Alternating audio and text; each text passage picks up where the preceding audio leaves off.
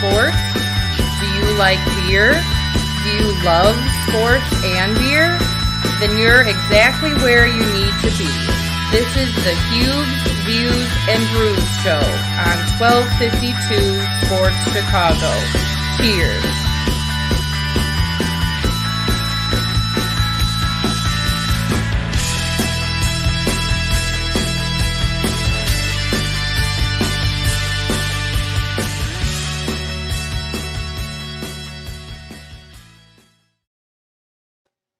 Welcome on in. How is everyone doing on this Monday evening? Thanks a lot for jumping on in for Huebs, Views, and Brews. We got a great show. I think we have a great show. Murph's my first guest. I used to always make fun of people that said we got a great show. Who knows we got a great show until it's over with. So anyway, Mike Murphy, my former partner at both The Score and ESPN, will join us. Also, Patrick Bisch, the owner of the Open Bottle Stores, not only Tinley Park, but also the newest one in Lockport. So we will have a lot to discuss throughout the course of the show. Hopefully with those storms, everybody out there is doing fine. Everybody is okay. Some of the damage that was done with the tornadoes is just god-awful. And I wanted to start the show with that. And then we'll talk some baseball before we get to Murph. But one of the biggest problems yesterday with the storms, and it went from all the way Naperville, Woodridge, and I didn't know they made it all the way to Lamont Road, but unfortunately they did. And our good friends at Skeleton Key Brewery, Paul and Emily, they suffered some damage. Their building suffered extreme structural damage. The tap rooms were destroyed. The equipment, they said, appears to be intact. They're going to try and rescue the beer once they're able to get into the building. But I know they've already started a GoFundMe for the guys over at Skeleton Key, and it's an unbelievable place. It's been such a great place for quite a while, and they just recently, the last 2 months, opened up a new tap room area that they've been working on for a while. Because of COVID and everything, it was a longer event and a longer work than they had expected. They opened it up recently. It's been awesome. I was there recently when they had the collaboration beer with Goldfinger, the Hefeweizen. Was really good. And my girlfriend Linda and I were over there enjoying one on the day they came out in a gorgeous, gorgeous room. And it's such a shame, but nobody was hurt. Nobody was injured. That's a good thing. It happened later in the evening at around 11 o'clock, 11:15. So, keep Skeleton Key in your thoughts. You can always find the GoFundMe page. It's on my Twitter. It'll be on my Facebook, and we'll try to throw it up on the 1252 page also for the GoFundMe for Skeleton Key. They're just great, great people. And because of that, because I always drink a beer, I know right now people are saying, oh my God, that's got to be old. It's in my refrigerator. It's a Professor Murder from Skeleton Key Brewing. I didn't have enough to fill a whole growler, but I do have a nice tall 16-ouncer from Skeleton Key, Professor Murder. And when I first got it, it was an awesome beer. I drank 3 of them because I had bought a 4-pack, and I kept one in the fridge just because I said, what the heck, sometimes you hold on to it and it turns out okay. An all Citra India Pale Ale and IPA, 6% alcohol by volume. So we will enjoy that as we go through the show. Again, as always, I need to get my buddy Jesse on here sometime. This is from the Showboat Saloon, the big glass up in the Wisconsin Dells. I'm hoping to get up there sometime in the summer, staying over at Meadowbrook Resort and then walking down the street over to the Showboat Saloon. So let's get things started with some baseball talk. Cubs getting ready to take on the Indians. Couple of games with the Tribe, and the Cubs salvaged a victory finally against the Miami Marlins. They were outscored horribly, 21-3 in the first couple of games, and they win on Sunday by a score of 2-0. They still only had 4 hits, and 2 of them were by pinch hitters, and they're just not hitting the ball. Baez isn't hitting. Bryant's not hitting. Rizzo's not hitting. Hayward hit a homer on Saturday. For 6 games in a row, they had gone deep for their only runs of the game. When they were in New York and they were struggling, and also when they came home to take on the Miami Marlins. So now they get Cleveland, a couple of games with Cleveland. They can help the White Sox out They can also help themselves out because they are still tied with Milwaukee. And then they're going to Los Angeles to play the Dodgers. Not going to be an easy trip for the Cubs, as their schedule starting today, their next 12 games are all against teams above 500. And it's going to be difficult. We'll see where the Cubs, where they go, what they do. And we'll talk with Murph about this in a little while, too, about what direction they're going to go into. But, fortunately for them, Alec Mills threw the ball real well. 2 of the last 3 outings, he's thrown real well. Adbert Alzolay has been activated. He's pitching tonight against Cleveland. Zach Davies had been pitching well until the other day when he got lit up for 8 runs. Jake Arrieta, not so much. Kyle Hendricks has been really good. 7 wins the last 7 outings. He's been going deep in games, giving that bullpen a rest. But the bullpen, they do it again yesterday. They just jump on in to Para and Chafin and also Craig Kimbrell shutting down the Marlins the last couple of innings. So that was really, really nice to see. We'll talk a little bit more Cubs in a bit. Also, White Sox baseball. Oh, my God. They make you drink. I'm telling you. They could not hit when they went to Houston. And then 2 of their pitchers got lit up. And their defense was bad. What else can be bad? You can't hit. Your pitching lets you up. And also, you can't play the field. Moncada he made a big mistake in the first game of the series with Dylan Cease on the hill. Did the same thing on Saturday with Lance Lynn on the bump as he made a throwing error right off the bat. Lurie Garcia was playing right field. He was injured. He wasn't feeling good. Moncada has been hurt. Hasn't been 100% for a while. It's really, really difficult. I see Jason Williams jumping on in saying Eduardo Escobar. Yeah, apparently they're interested in Eduardo Escobar. And then what happens? I see he's having an MRI for a quad injury. That's not what they need. They have enough guys injured. They've got Eloy Jimenez. They've got Luis Robert. They've got Nick Madrigal, who's done for the year. They have Adam Eaton. People forget Adam Eaton was the first 6 weeks of the season. He was leading the White Sox in runs batted in. It's so bizarre that in baseball, and it happens all the time, but in baseball, when a team hits a slump, it's not 1 or 2 guys, it's 4 or 5 guys. And right now you have Mercedes, who was such a great story the first 5 weeks of the season. Everybody was talking about him after the 8 for 8 to start the season. And he was 0 for 19 this past week with 9 strikeouts. Okay.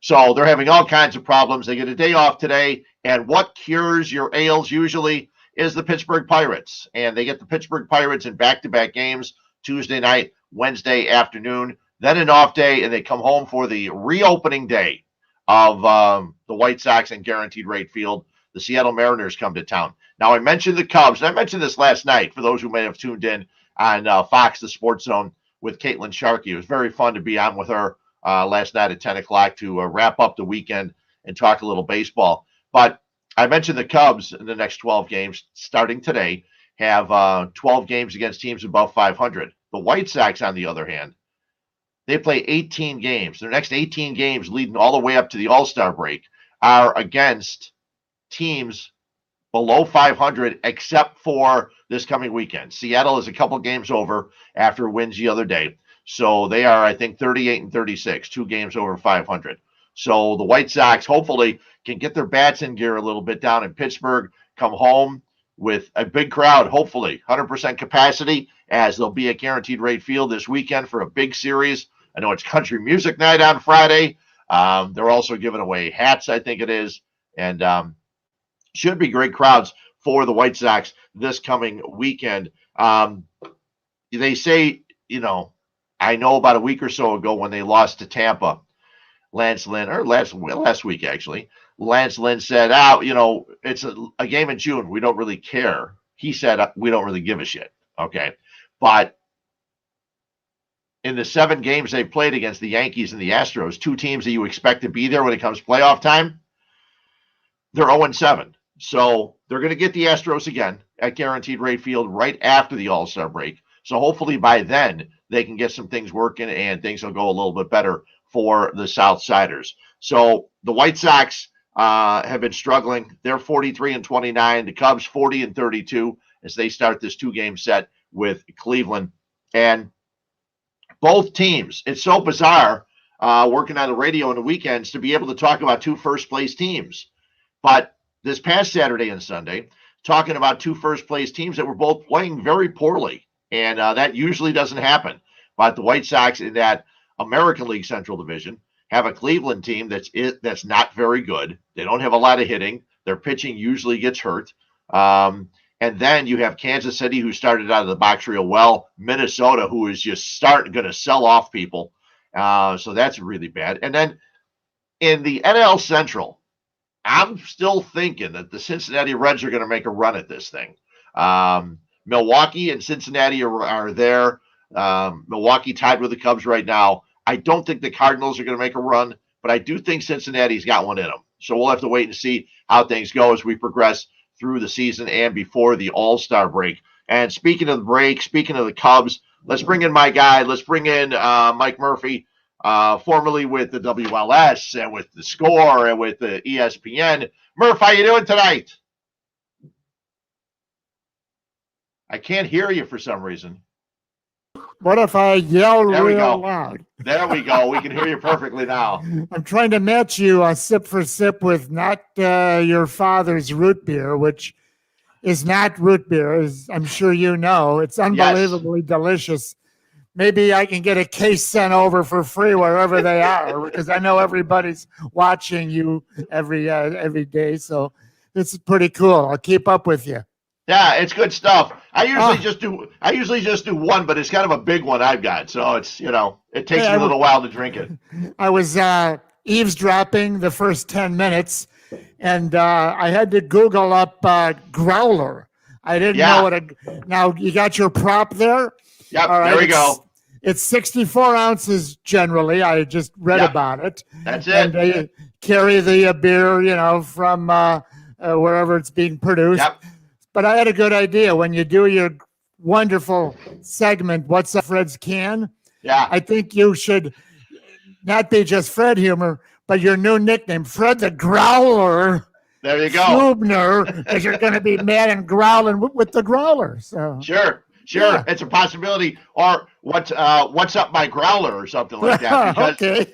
It's funny. Just for those people that are uninformed, a lot of people that are watching the show, they know, but growler 64 ounces. They also have smaller ones called a howler, which is 32 ounces. And then they have also they come in cans too, where they can them, and they can a 32 ouncer. So listen, any way you can get some of the beer out of the breweries is a great thing, because they didn't always can beers. They always, they said, listen, we're not going to can it. It's too expensive to get the canning and everything done. So they did it this way, and it worked for a long time. I got these the very first time I was at Skeleton Key Brewing. Cool. This has to be like 4 years ago. So I still have I got to go fill it up. We are advanced enough to know that they weren't always in cans, because we used to watch, and on radio, we didn't like to talk about the Three Stooges, because the bosses would go, nobody knows who they are, which is fine with you and me. But remember, the Stooges would carry beer down the street in those buckets on a stick over their shoulder. So everything goes around, comes around. Nothing's new. Well, I thought you were going to mention Chris Schenkel, because he said beer is always better in bottles. So I thought you were going to go that way with the bowling, because he used to always run that commercial. So, and today, of course, is your favorite. Today, the longest day of the year. Yeah. Which, of course, then you always correct people. Well, all the days are 24 hours. Every single one. But there's the longest daylight day of the year. But no one ever bothers throwing that in. Sort of important. Yeah. You didn't see much daylight today. Earlier today it was cloudy, and then the sun finally came out a little bit later on. But let's get to your Cubs, because you've been you left the radio station in November or December, right? Yeah, the last day of 2019. Yes. Okay. December 30th. Yeah. So I'm thinking, when the Cubs came to this year, when they were getting ready to play, after they decided to trade Yu Darvish, you had to feel like everybody else did, that this was a year they were expecting just to tank and finish near the bottom of the standings, didn't you? Well, of course. And, the division, not unlike the American League Central, they're both far from the strongest divisions. You can bluff yourself as a GM or a fan into thinking something's really happening. And is it going to advance past, the first round when you're beating up on the Central Division teams? But the Yu Darvish thing was really despicable. It was just one of the worst things in the history of being a Cub fan, to trade a starting pitcher that has been lights out, 60-game short season last year. And as you mentioned, like the second half of 2019, the guy Yu Darvish has been unbelievable. They didn't trade him. It was a salary dump. We don't want to review history, but we all know that. They got 4 non-prospects that most likely will never see Wrigley Field or maybe even the Iowa Cubs at AAA. So it was a very, very disgusting and terrible thing to do. Now they're saying, hey, Hoyer, Judd, and it wasn't his fault. My favorite guy, Theo Epfraud, set the table for having to unload salary with all the disasters. But now they're saying, come on, Judd, trade 4 young guys if you have to for a starting pitcher. Well, maybe call up the Padres. You think you give them the 4 guys back for Darvish? Not at all. What a joke. And the worst part is, too, and we saw this the other day, they really didn't have a backup catcher. And they've been going through guys like P.J. Higgins, or you're calling him Pajama Higgins. And then they had Louboutin the other day trying to catch Arrieta, and the Miami Marlins stole 5 bases.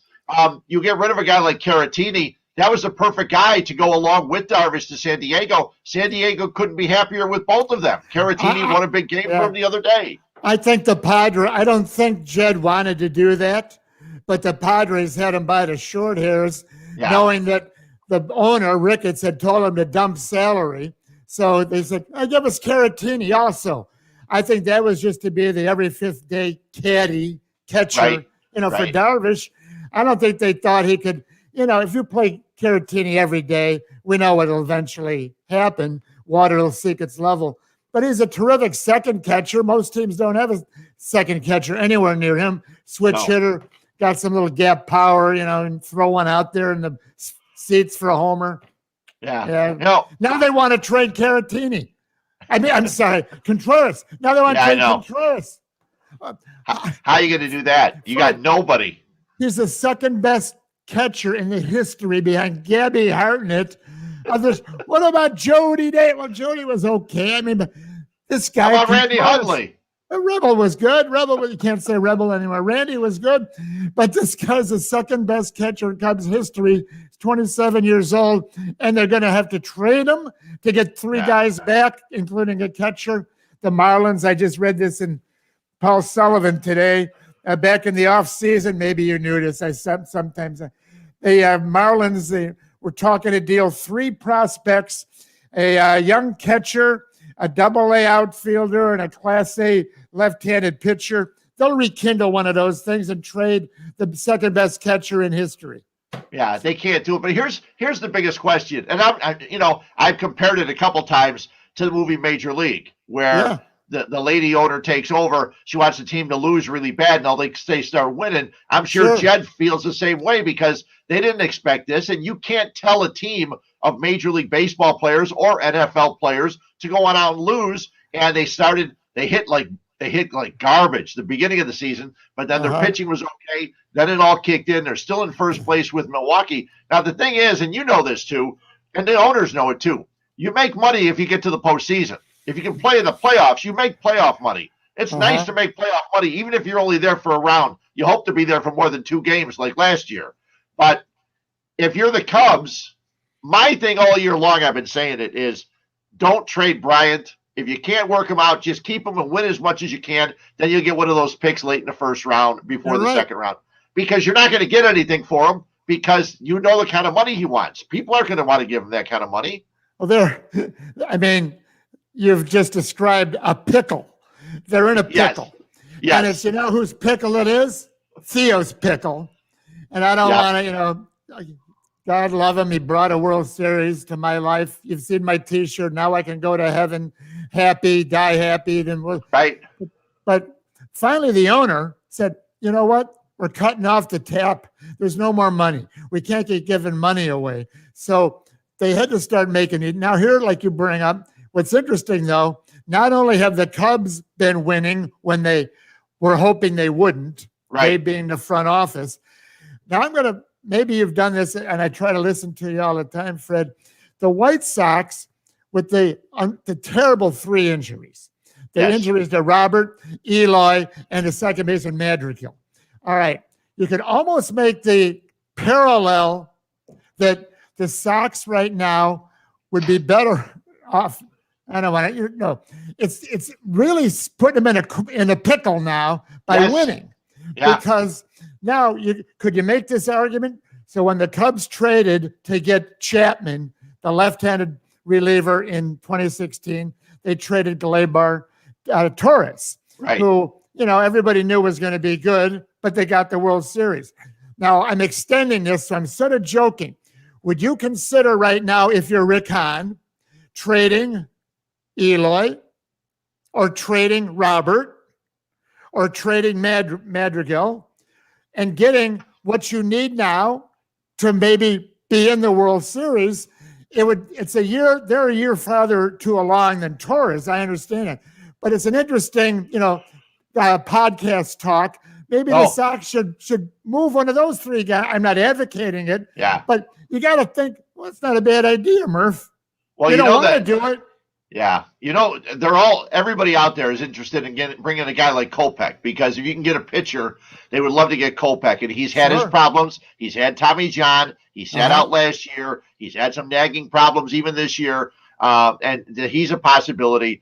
But I thought that the tough part is, if I'm not mistaken, Lynn and Keuchel are on their last years. So what are you going to do next year? Are you going to put Kopech and Garrett Crochet in the rotation? Are you going to pay the money to keep Lance Lynn? I don't know that they would keep Dallas Keuchel after this year. But as long as you have that pitching staff, I think you've got to try to win this year. But I don't know what exactly they need. They need a hitter. They need this. Eduardo Escobar would be perfect. But then again, I read in the paper today he's got an MRI for a quad injury. Well, what good does that do? Because Eduardo Escobar is a guy that was playing with the Arizona, but he played with the Twins. He would beat the White Sox all the time. Well, I heard you, and to tie in with that, Fred, I heard you mention this somewhere the other day. I don't know, on one of your podcasts or where, but you talked about, and it's always a great topic, 1 year too early. Yeah. Okay, now, when you really break that phrase down, it doesn't hold water.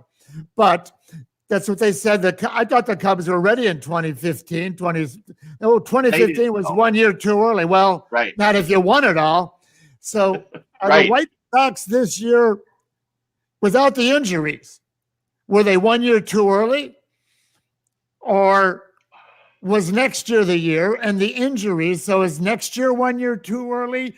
But what I'm saying is sometimes you can't wait one more year. I know. You never know what's going to happen.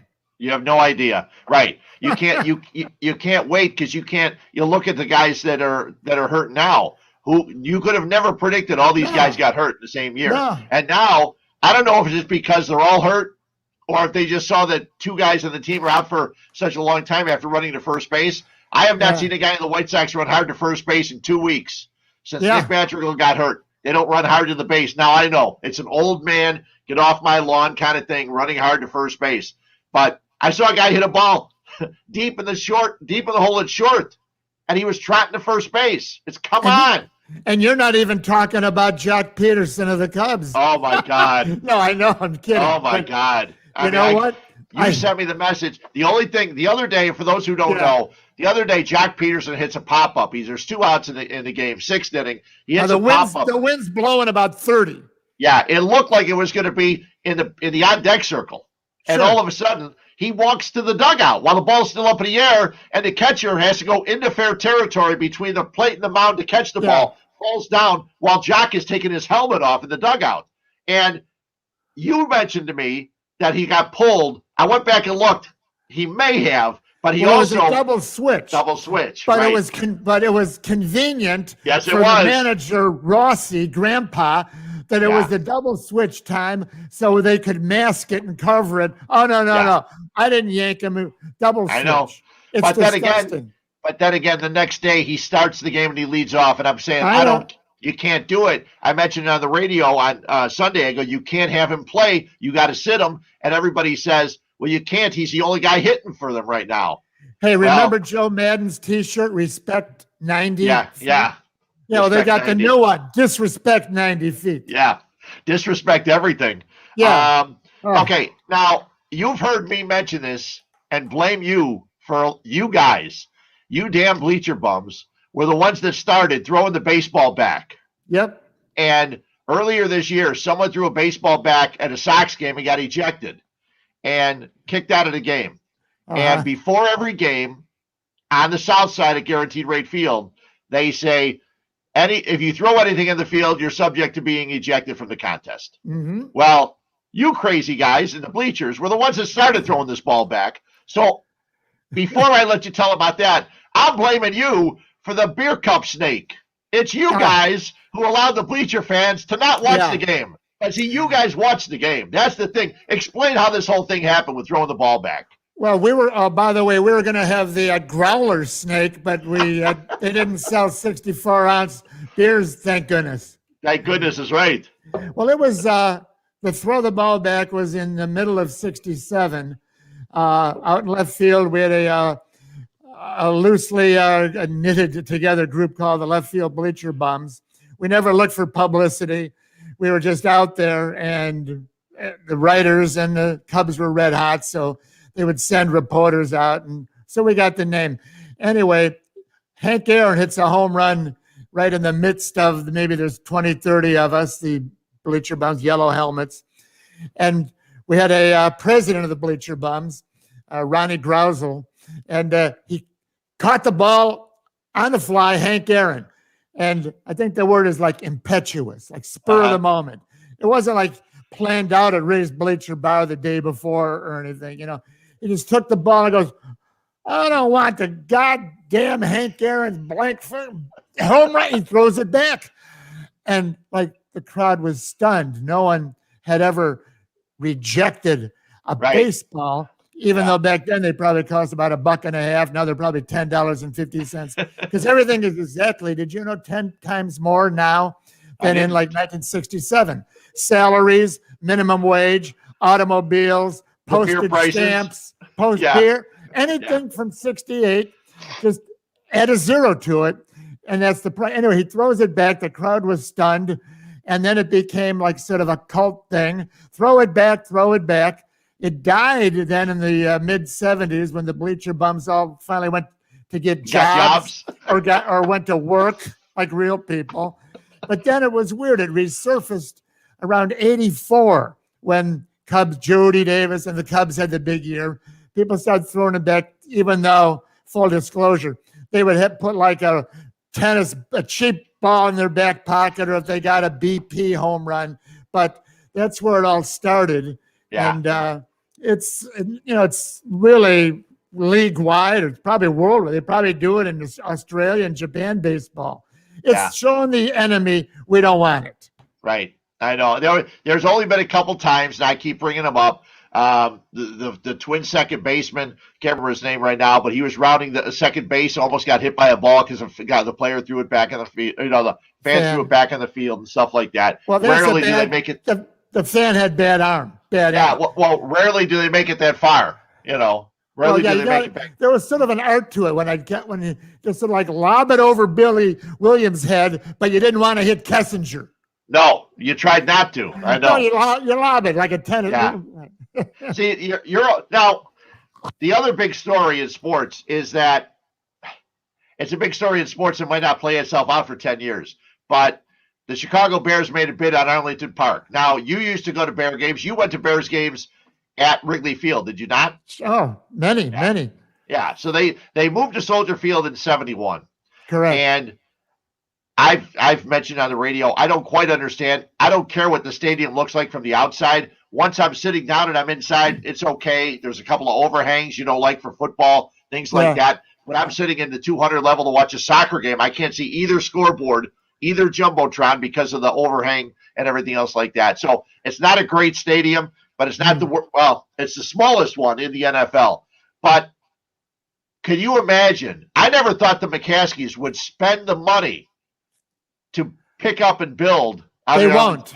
They can't. They have no money. Exactly. Not that much. They have no money. They have the value. It'd be like if you were inherited in the will $1 million house, but you couldn't pay the electric bill. Right. They have a lot of value, equity, but they don't have any cash flow, I think they call it. So the only way they're going to have to do it is sell 50% of the team at the $3 billion that Forbes claims it is. And then they would have they'd have 1.5 billion. And then they can divide it up between all the kids. And you know what's fun now that you got my hot button going is just for fun, everyone, not till the podcast is over, Google up Hallis children sue the McCaskey family. Okay. I don't want to say much more than that because I don't know about the libel laws. So I'm not going to say more. Especially after you've had a hard root beer. Well, I only have one because I go by the rule of martinis. One is never enough. Two is one too many. There you go. But the Hallis children got Zippo. They're all gone. Yeah. And the McCaskey family got it all. And there were a lot of lawsuits, so that's fun to watch. But the point is, right now, I actually did some research for your podcast. The Soldier Field remodel back in 2001 was 600 football ballpark, $600 million, 30-year lease, give or take, right? Yep. I can do that, Fred. 30 years, 20 million a year is the mortgage or the bonds or the debt or whatever you want a fancy word call it. So there's 10 years left, maybe 11 ballpark. Someone's got to pony up 20 million times 10. There's still 200 million of the taxpayer money, the bonds that have to be paid. So where's that 200 million coming from? Everyone seems to think it's no big deal. Oh, you can break a lease. It's the taxpayers paid for it, and there's bonds. Yeah. It's not like Jerry Reinsdorf, God love him, they always say the king of breaking leases. Yeah. That's for two-story office building in Skokie. Yeah. This is a real lease there's still $200 million out there somewhere. So I know. You know what? I don't think it's going to happen unless they sell half the team. Yeah, I think the one thing they know is that they will get people to sponsor it. Every big place has a big, huge name sponsor after it. They sign them to a 10-year deal. They pay them big money. So they'll do that. They'll get some other sponsorships. I know the traffic going in and out of Soldier Field is the worst there ever is. I'm going to the Chicago Fire game Wednesday. It's a 7 o'clock game. I'm leaving my house at 4:30, and that might not be enough time to get down there into the parking lot. I'm glad you brought that up real quick. Can we quote our buddy? I heard the Hubcap the other day, Hub Arkish. Yeah. Wonderful fella.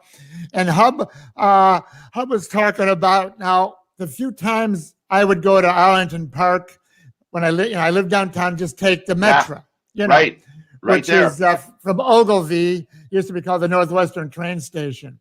I heard one of your guys the other day say, well, you get to Union Station, go to Arlington Heights. Well, maybe try taking a train once in your life. Anyway, that's not the point. Hub said it's not that easy to drive the car to Arlington Park.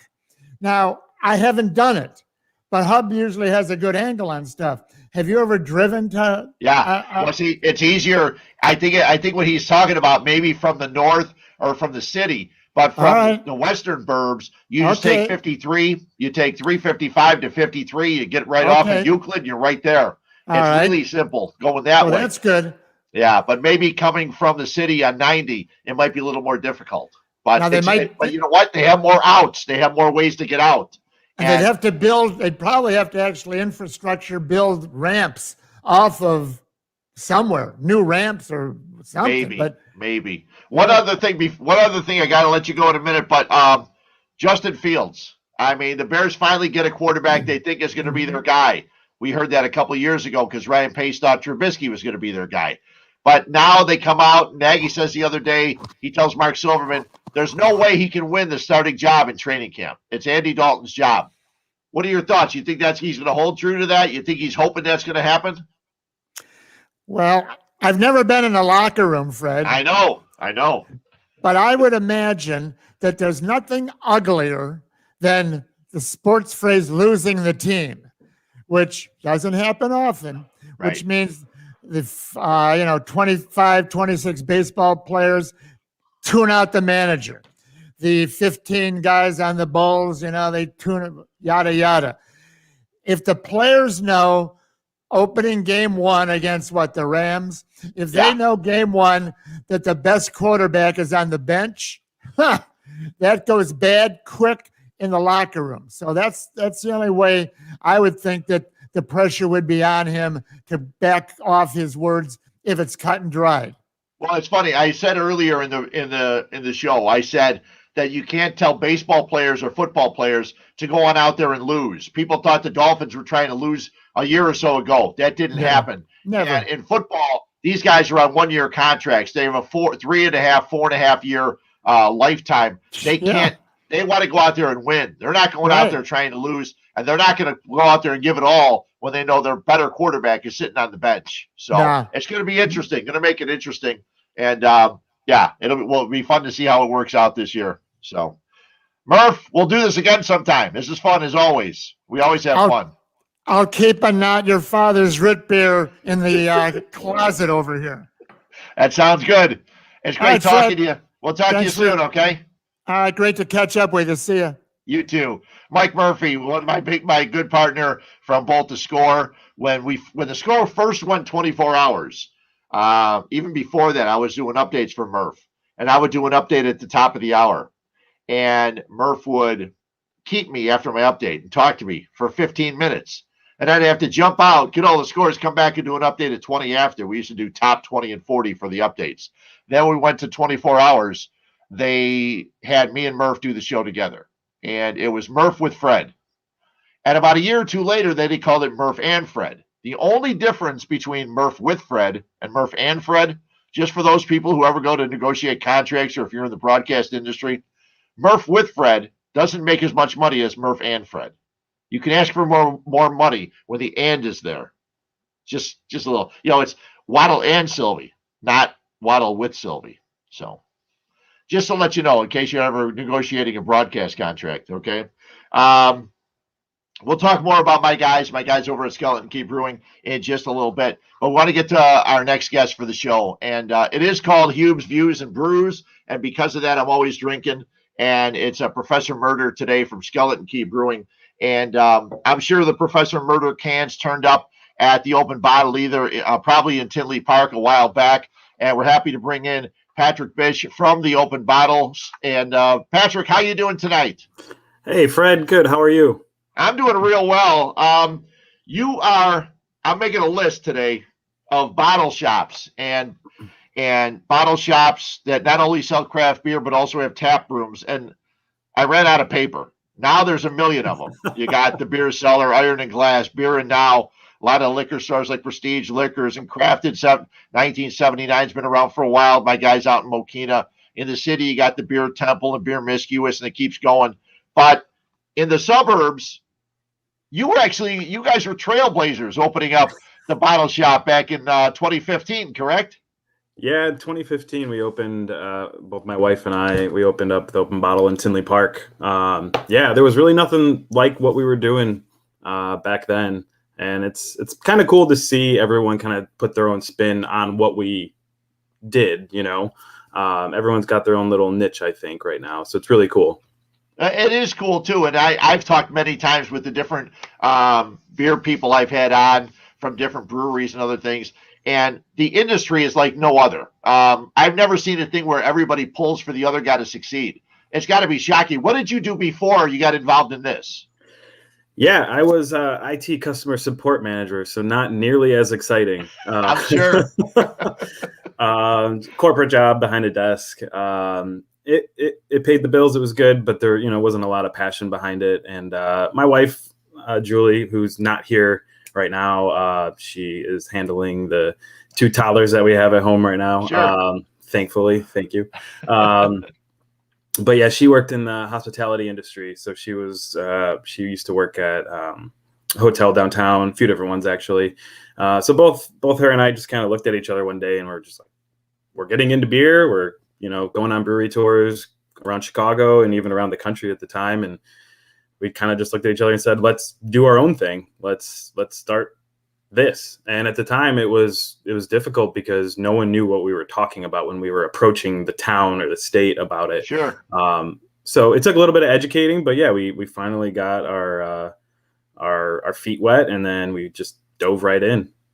Yeah, I know that over the last couple of years, I've been out to Tinley Park a couple of times. One time I stopped there, it was early. You guys weren't open yet, but there's been either you or your wife or somebody else that worked there has invited me to come on out and see the place numerous times.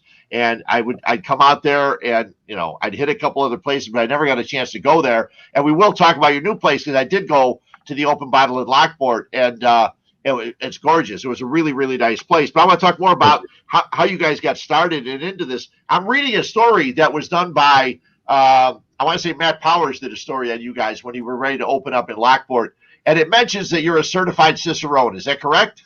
Yeah, that's right. In 2017, I got that certification. Okay. Now, I thought there were a lot of them. And I looked the other day. I was watching a silly show called, it's a remake of some show. Anthony Anderson's doing it. And they had it's What's My Line or something like that, where they're trying to guess the career or what the person does. And this lady was on, and she said there's only 20 certified Cicerones. They said, that doesn't sound right. There's got to be more than 20. Yeah. Oh, yeah, definitely. I think she may have misspoke, but she probably meant Master Cicerone, which is like the ultimate level that you can get to. But there's 4 different levels. There used to be 3, but they added a 4th one to kind of ease the difference between certified Cicerone, which is what I have acquired, and then it used to be from there you would go up to master. And so they had added an advanced Cicerone to kind of make it easier to achieve. I tell people, I said, well, I grew up in Cicero, so me liking beer and having Cicerone as the name of the person that knows the most about beer is probably a good thing. But explain exactly how you had to go about doing it, because I've got a book over here that shows me each different style of beer and what the styles have and all that stuff. How difficult was it to become the certified Cicerone? Yeah, I mean, it's not something that you just go online and you take a quick quiz and then you get your certification. Not to knock the first level at all. The first level is it's an entry level that you can go online. You get 2 tries of 60 questions, multiple choice. And that's great. I mean, we actually, at the Open Bottle, all of our staff, we require to get that first level Cicerone within the first 90 days of being hired. We think it's really important that they are familiar with styles, like you said, draft maintenance and general draft maintenance, stuff like that. So for myself and my wife, Julie, we both were able to, we were able to achieve that first level right before we opened. We got it. And then in 2017, I don't know, I just got this itch out of nowhere. And I was just like, you know what? I don't have enough going on right now with a toddler at home and a small business. Let me go and try it for certified. So it took a lot of late night studying, but it's 200 multiple choice questions. Oh man, this is a while ago. Let me see if I can remember this. 4 long essay questions. Then on top of it, one of the most interesting parts of it is the tasting sessions. So they will put blind samples in front of you and they will ask you variety of questions, but they'll say, what's wrong with this sample? And you don't really know anything about it. And you can say, oh, it's got diacetyl, it's buttery, it's slick. And you just keep going down the line and you identify all the problems with what's there. And then you also have to do where you have 2 samples in front of you and you have to determine the styles between the 2 of them. Okay. Very difficult. I did okay on that part. Luckily, I did much better on other parts of the exam. And then they do actually record you taking apart a draft faucet and then putting it back together. Okay. So that kind of gives you a general overview of what the exam entails. Yeah. Well, which is very important for when you're going to open a bottle shop, because I know that your shop in Lockport has 12 taps, and I'm pretty sure the one in Tinley Park has 12 taps as well, right? Correct. Yeah, and you've got to make sure the maintenance is the biggest thing. One thing I learned a long time ago when I first started hanging around with some of the beer people is that cleanliness is, they always say cleanliness next to godliness, but in beer it's even more important, because if you have one little speck of bacteria, it can ruin everything. And when you're at a bottle shop with 12 taps, it's got to be super important to make sure everything's clean all the time. Oh, absolutely. I mean, I think what you're hitting on is on the production side of things, and you're absolutely right. Yeah. You get one little wild microbe inside of like a lager vessel, and cleanliness is godliness, definitely. And even when it comes to like the on-premise, like bar serving side of things, we take it very seriously. We actually have a company come out every 2 weeks and clean our lines both at Lockport and at Tinley. Sure.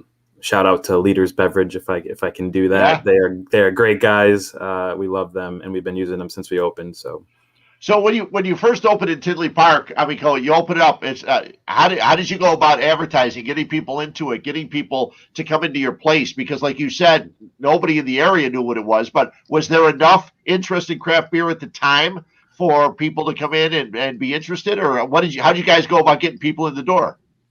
Yeah, looking back at it from my perspective now, 2015 was a whole different era of craft beer, and it's weird because it's only 6 years ago, but in craft beer years, I like to say that's like millennia ago. It's so long.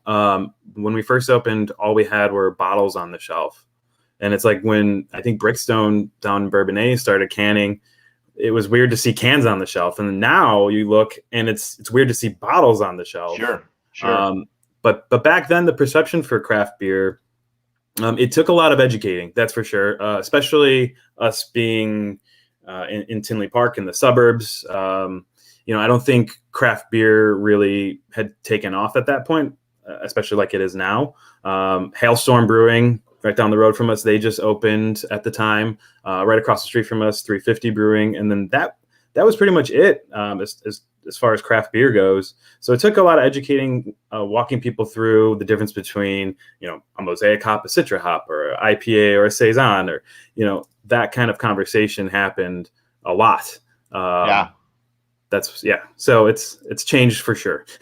One of the things I know that you guys got involved with too, which actually helped too, is being a place where they could hold events. Like I know when Bourbon County every year has their Black Friday, you're one of the places that actually gets the beer. And obviously that's a huge day for you guys, as it is for a lot of the other places. What are some of the other things, or even the first ones that you first started doing in order to get people to come to your place, and kind of like a thing where they put on the calendar? It's like, I got to go here because they're going to have that this day. Yeah, that's a great question. I think when people think of what events like are most notable, I always hear that our fests that we used to throw every year. Every year, I mean, there's not a year that goes by where people aren't asking us to do it. Even last year, there were some requests for it, which was strange. Cramming, 100 people in our tiny shop in Tinley Park is a lot of fun, but it requires a lot of organization. The Open Bottle Fest, we did it 4 years in a row. And we used to do another event called Pints for Pups. That was another really cool one where we would raise money for Paws. Everyone would bring their dog there. I think there were more dogs than there were humans at the time. So that was a really cool event that people ask a lot about. And then I'm actually wearing our Oktoberfest shirt. So that's another one that we've been doing for the past. Well, we've always done it. So we'll have that happening at Lockport again this year, probably end of September, and then also at Tinley, of course. Good, because they're not having Oktoberfest in Germany this year, and I already got the date set for 2022. So I'm looking for a lot of Oktoberfest to go to. So I'll definitely stop by your place without a doubt. Last year, and I know for everybody, last year it sucked for everybody. Breweries, it was real tough. As a bottle store, what were the things you had to do, and how did you guys survive during COVID? Yeah, wow. So I remember it like it was yesterday, March 15th. The governor comes and says, "Yep, everywhere's shutting down. The state's shutting down 9 p.m. on that Monday. Stop the service, and then no one can come back and drink." It was terrifying. I'm not gonna lie. Like, we had no idea what to do. Thankfully, we were in a unique situation based on our business model where we weren't just a bar serving on premise. we are both. We have off-premise sales, meaning you can take your beer to go, and then you can also drink it there, of course. So the on-premise side of things just shut down completely.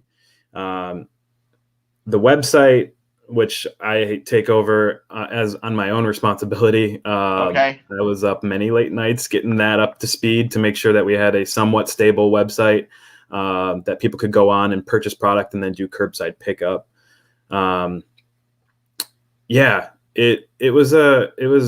It definitely shaped what the open bottle has become. I think for the better, but at the time it was really terrifying. Curbside pickup though has been a blessing, and I don't think that's ever going to go away.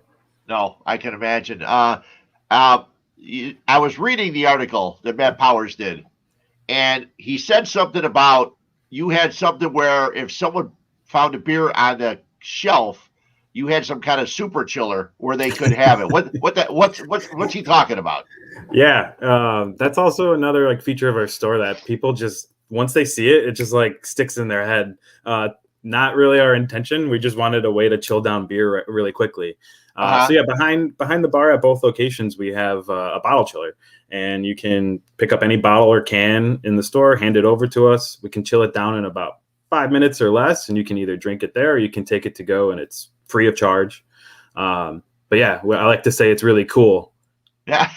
Yeah, I see. For those who aren't watching, he's winking as he says it. Yeah, there's no doubt about that. It is very cool. You move out to Lockport. How long after you opened up in Tinley did you think you wanted to do a second one? 2 years. In 2017, we started looking. We actually looked at Lockport to be the location at the time. We met with the Mayor Street, and it looked like everything was a green light. And then we kind of got distracted with the idea of opening up in LaGrange. Okay. And that just didn't work out. And we went back in early 2020 in February, our landlord now, and the Mayor came out to our Tinley store to look at it, and we had a discussion, and we were ready to go. And I think we all know what happened after that. Sure. And everything got pushed back. The day that Pritzker announced that we were an essential business, we were sent our first draft up for the lease, and we said, pause. Yeah. So that went on the back burner. It's a great location because for those who don't know and haven't been out there yet, and my girlfriend and I are building a place at Lago Vista, which is about a mile and a half from where you're at the open bottle in Lockport. And if you get off at 355 at 159th and you're going west, it's like the second light, I think, right? And you're right there on the south side of the street. Yeah, it's the first light. It's right. Okay, first light. Right by Popeyes, in between Chipotle and Mod Pizza. Yeah. Which is great too, because I've seen people go inside, ask for a beer, and say, "Listen, I'll be right back. I'm going to get my pizza next door," and bring it right back. And that's a perfect thing because you have enough tables for people to do that. I was there at lunchtime one time a couple of weeks ago, and I sat at the counter at the bar. But there were people, and they were just enjoying themselves. Some people had food from one place, some had from the other, and it's perfect. I haven't been there in the evening yet. It's one time. I'm sure there are times where it gets more crowded than others, but I mean, as a business, that's what you love. I mean, the 12 taps, and you have a nice place. But the one difference, if I'm not mistaken, between the two is in Lockport, you also have more than just beer, right? Yeah, correct. We just launched our cocktail program at the end of May. So yeah, we've been making our own craft cocktails. We have 6 of them on the menu right now, and we're also doing neat pours of bourbon, 2-ounce pours of that. So yeah, it's a whole new avenue for us. Something that we decided to do in Lockport because Lockport was able to support that. In Tinley Park, we're a little bit more restricted with what we can do from a legal standpoint. But we're kind of trialing it out, seeing how it goes in Lockport, and if it's a success, which so far so good, we will work with Tinley to bring the Tinley store up to speed. Cool. That's very, very cool. One more question, and it's a strange question because I live in Downers right now. I deal a lot with Orange and Brew. I know the guy. I know the guy over at the beer cellar real well. I know a bunch of different people, but it seems like the biggest day for a lot of bottle shops is Thursday because that damn Hop Butcher releases their beers. Is there another beer besides Hop Butcher that you get a lot of people waiting for as soon as they announce they're going to drop one? Because Hop Butcher is kind of on schedule. It's like every Wednesday or Thursday, right?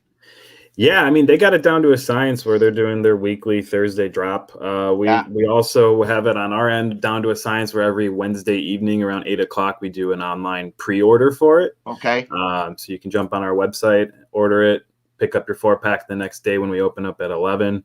But yeah, as far to answer your question, as far as another brewery that has that demand, I guess you could say, I'd say Phase 3. Their stuff has been doing really well for us.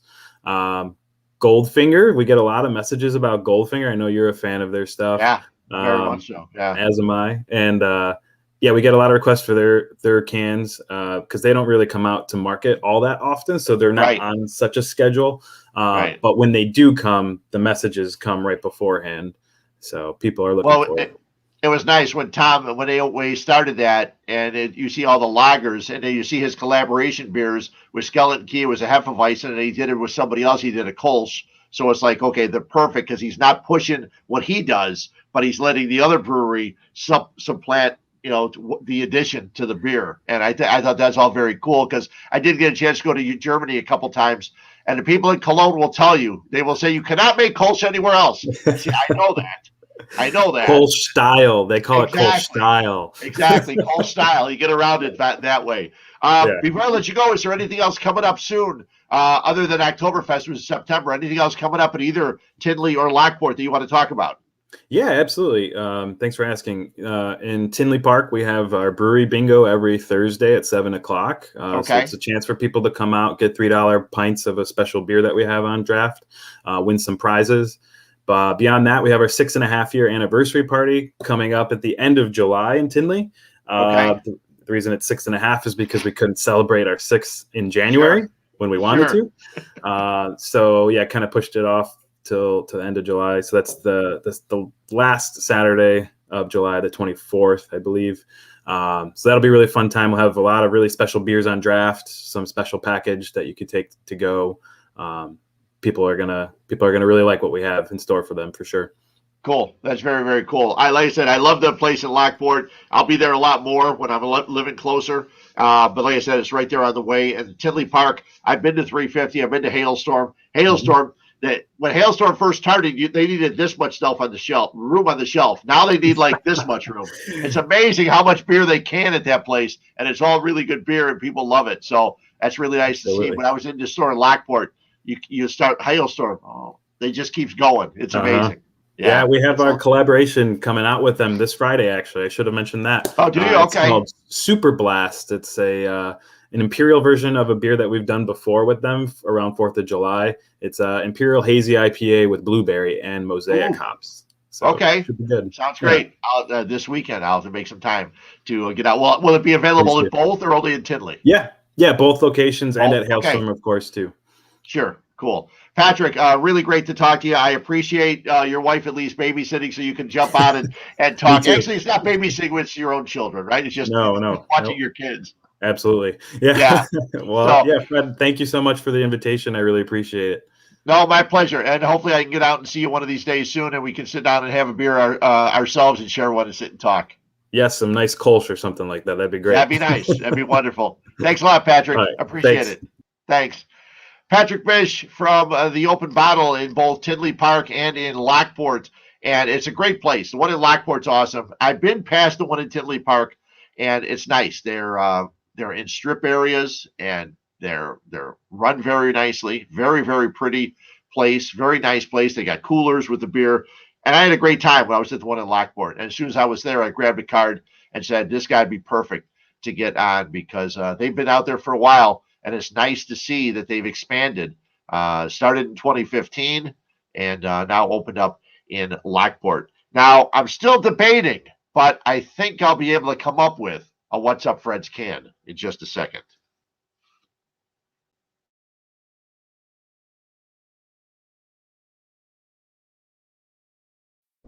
Well, maybe it's just because you're ugly. Ugly? You gotta be kidding me. Oh, come on! Time for What's Up Fred's Can on 1252 Sports Chicago. Okay, what's up, Mike Can? I said this the other day, and people that have listened to me over the years, I do not watch the NBA. I do not watch the NHL playoffs. I watch the Bulls. I watch the Blackhawks. That's it. And this week, in the last couple of days, the Brooklyn Nets went out of the playoffs. I watched the last quarter and overtime of that game. And last night, I had it on the TV, wasn't watching it, never had the sound up. Actually, I did have the sound up once. I knew that the guard from Atlanta wasn't hitting any of his jump. He made like 4 shots total. But the Atlanta Hawks knocked off Philadelphia. The team that had what they called the process, because they tanked for a while and tried to get the good players. And you saw what some of their good players did. They don't shoot in the fourth quarter. I'm not a fan of the NBA, but it was so nice to see the Lakers, the Brooklyn Nets, and the 76ers out of the playoffs. That's what's up my can, is that all of the national media talked about the Lakers and the Brooklyn Nets. Oh, the Nets and Lakers are going to be there in the finals. You know what?